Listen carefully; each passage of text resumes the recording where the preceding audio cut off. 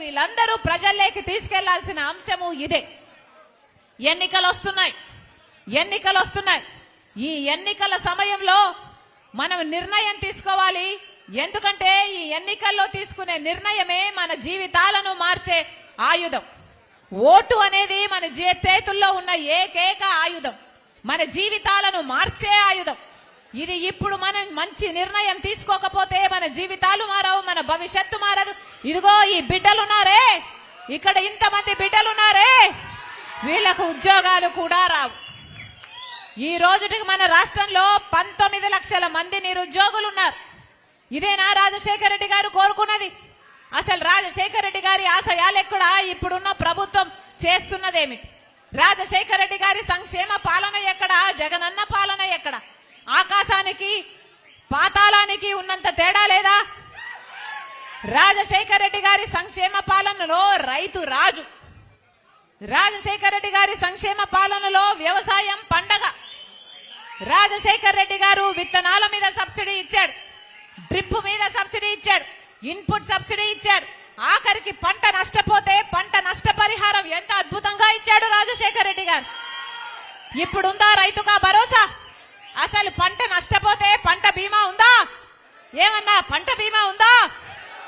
అన్నా పంట బీమా ఉందా? పంట బీమా ఉందా? గట్టిగా అరిచి చెప్పండి, అప్పుడైనా ప్రభుత్వానికి వినిపిస్తుందేమో. కనీసం పంట బీమా కూడా లేదే. మరి ఇదా రాజశేఖర రెడ్డి గారి సంక్షేమ పాలన? ఇది కాదు రాజశేఖర రెడ్డి గారి సంక్షేమ పాలన. రాజశేఖర రెడ్డి గారి సంక్షేమ పాలనకు జగనన్న పాలనకు నక్కకు నాగలోకానికి ఉన్నంత తేడా ఉంది.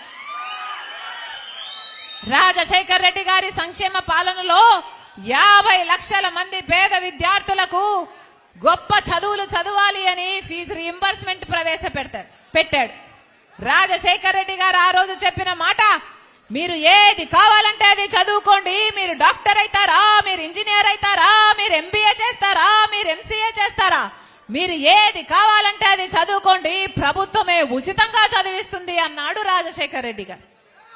అలా ఎంతమంది బిడ్డలు డాక్టర్లు అయ్యారు, ఇంజనీర్లు అయ్యారు, ఎంబీఏలు ఎంసీఏలు ఎంతమంది చేశారు. ఈరోజు లక్షణంగా ఉద్యోగాలు చేసుకుంటున్నారు. ఇప్పుడుందా పరిస్థితి? 19 లక్షల మంది బిడ్డలు ఉద్యోగాలు వస్తాయి అని ఎదురు చూస్తూనే ఉన్నారు. జాబ్ క్యాలెండర్ లేదు, జాబ్ నోటిఫికేషన్ లేదు, ఉద్యోగాల భర్తీ లేదు. 30,000 టీచర్ ఉద్యోగాలు ఖాళీగా ఉన్నాయి. డిఎస్సి ఎప్పుడేస్తారా అని 6 లక్షల మంది విద్యార్థులు ఎదురు చూస్తూనే ఉన్నారు. 6 లక్షల మంది పరీక్షలకు తయారీ చేసుకుంటూనే ఉన్నారు. కానీ ఒక్కసారి కూడా వేసిన పాపాన పోలేదు. ఇప్పుడు ఎలక్షన్లు వస్తే ఇప్పుడు వేస్తారట డిఎస్సి.